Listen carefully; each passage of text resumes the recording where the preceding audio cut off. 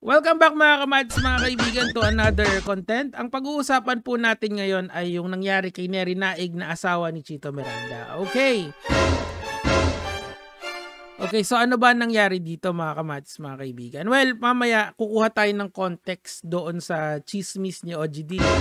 Pero sa ngayon kasi, gusto ko lang kayong bigyan ng brief overview kung ano ba yung mga naging kaso niya. Sabi dito sa balita, securities violations, mamaya pag-uusapan natin yan, and estafa or money fraud. Basically, ganun yung fraudulent activity that involves money. So, yan yung basic understanding ko of estafa.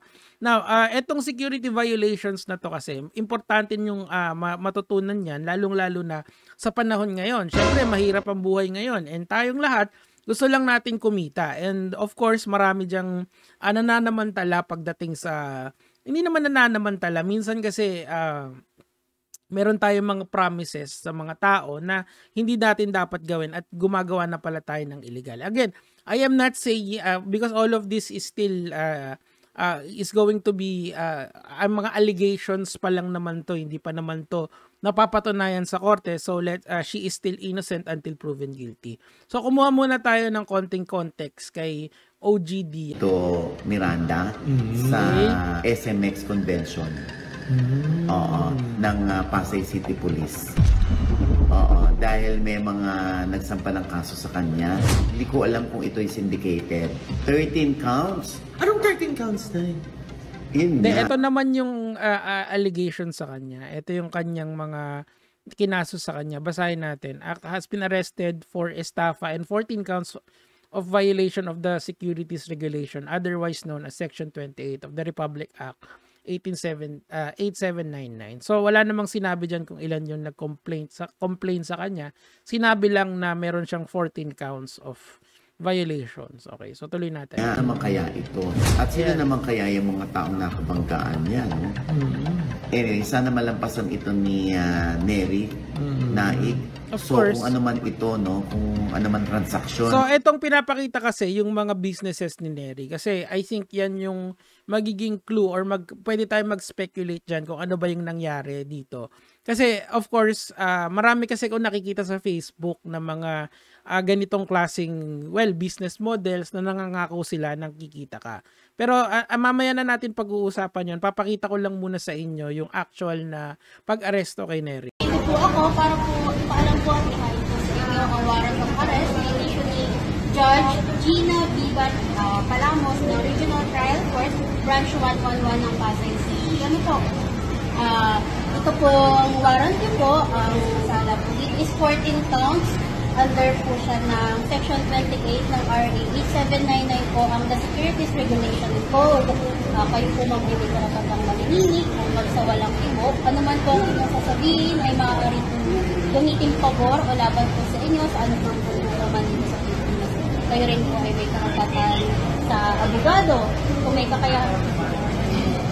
Okay, so dead to right siya dyan. So this is the actual footage ng paghuli sa kanya. So, tapos yung nasa phone, yung lawyer niya. So, siguro nagpapa-counsel lang siya kasi nga kailangan na siyang arestuin at dalhin sa kulungan. Now, let's have a little bit of speculation kung ano ba yung nangyari. Of course, mga kamads, mga kaibigan, these are mere speculation about what happened. Pero siguro mas maganda na rin na aralin natin to para makaiwas kayo sa mga ganitong klaseng, business model. Kasi ayoko naman tawagin na scam kasi yung mga allegations kay Nery is still allegations unless ma-prove yun sa court as totoo or hindi, 'di ba? So, let's give her her day in court, tas doon na lang sila magtalo-talo kung sino ba yung tama, sino ba yung mali. So, paano ba mag-set up ng business dito? Halimbawa, meron kang naisip na negosyo.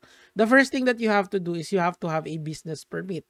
Kailangan kung pumunta ka sa barangay nyo or sa munisipyo nyo, tapos kumuha ka ng business permit. Now, this business permit is very limited lang sa sarili mo, okay? Kumbaga, ikaw lang yung may-ari niyan, tapos wala nang iba. Now, if you want to make a corporation, so dito sa Pilipinas kasi, kung magtatayo ka ng isang negosyo, kailangan mo ng isang business permit, di ba? Kaya pupunta ka sa munisipyo, pupunta ka sa barangay nyo, and kukuha ka doon ng business permit. That's all fine and good kung yung business mo is kung hindi ka magpapapasok ng investor or hindi pwedeng may-ari na hindi pwedeng marami yung may-ari nung business nyo. Okay? So, pero kung gusto mo naman magtayo ng isang corporation, ang corporation kasi pwedeng maraming may nagmamay-ari niyan. And titignan kayo ng ating batas as one legal entity, okay? And pagka ganun, na gusto nyong gumawa ng corporation, kailangan na kayong pumunta sa SEC at kumuha ng tinatawag na primary license. So that's the main difference. Pag business permit, parang localized business lang yan. And all good yan. Madali lang kumuha niyan. Pero of course, pagka gusto mong gumawa ng corporation, you have to have a primary license. Now, kung gusto mo namang kumuha ng investment galing sa tao, kailangan kumuha ka ng secondary license. So these are the two licenses na pino-provide ng SEC sa atin. So since alam na natin yung mga license, kailangan naman natin alamin kung ano yung securities. Kasi ito yung naging violation ni Neri. Sabi dito, securities are fungible and tradable financial instrument used to raise capital in public and private markets. Okay, ano yung basic na security? Halimbawa, meron kang isang negosyo. Yung negosyo mo ay nagbebenta ka ng pastil, okay, or may restaurant ka. Ang hindi mo pwedeng gawin is lumabas ka or or pumunta ka sa isang tao para humingi ng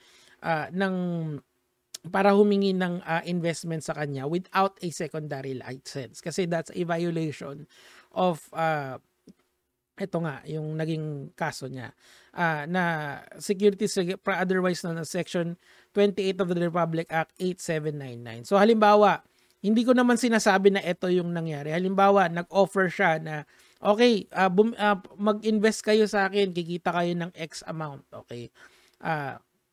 Tapos ang nangyari, hindi siya kumita ng X amount. So, ang nangyari doon, sinumbong siya na wala ka naman secondary license para kumuha ng mga securities na tinatawag. Kasi securities can be in the form of money kasi.